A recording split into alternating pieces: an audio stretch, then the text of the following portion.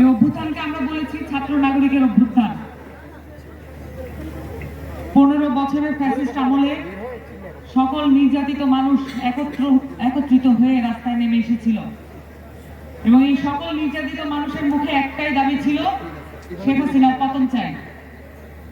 এই এক দফা দাবি তারা 3 তারিখ বলে দিয়েছিল এবং সকল মানুষ এক আঙ্গুল তুলে দাঁড়িয়েছিল এবং আমাদের ছাত্র নেতারা ঘোষণা দিয়েছিল।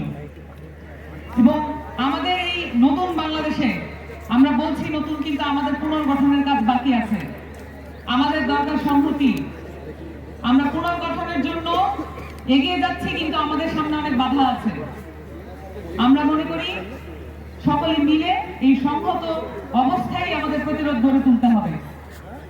সেই সাথে আমাদের এখন প্রয়োজন আমাদের যত জুলাই অভ্যুত্থানে যত আহত আছেন প্রত্যেকের যারা হামলাকারী ছিলেন সকলকে বিচারের আওতায় আনতে হবে এবং জুলাই অভ্যুত্থানে যত শহীদ আছেন প্রত্যেকের হামলার সাথে এবং তাদেরকে শহীদ করার পিছনে যাদের যাদের হাত আছে সকলকে বিচারের আওতায় আনতে হবে।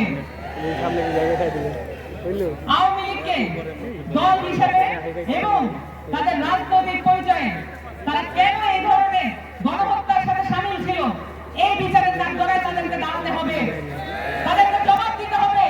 এই বাংলাদেশের মাটিতে কিভাবে তারা সাহস পেল আমাদেরকে বিভক্ত করা, কিভাবে তারা সাহস পেল এই দেশের মানুষকে, স্বাধীন দেশে 2000-এর উপরে মানুষকে শহীদ করা, তাদেরকে জবাব দিতে হবে। আমরা মনে করি এই মানবাধিকার দিবসে আমাদেরকে এই কথাই বলতে হবে, এইসব গুম, খুন, ধর্ষণ, হত্যা এগুলো ব্যতীতও আমাদের মানবাধিকার নিশ্চিত হয়নি। পৃথিবীর অন্যান্য দেশের সাথে বাংলাদেশের অনেক পার্থক্য এখনো।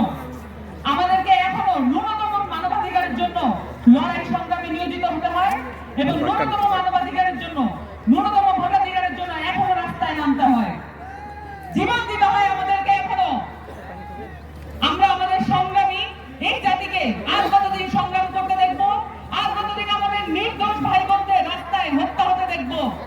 বিচারহীনতার সংস্কৃতি আর কতদিন এই বাংলাদেশে থাকবে সেটা আমরা জানতে চাই। জাতীয় নাগরিক কমিটির পক্ষ থেকে আমরা আপনাদের সাথে আছি, জনতার সাথে আছি এবং আমরা জনতার মধ্যে থেকে এই দাবিগুলো উত্থাপন করছি।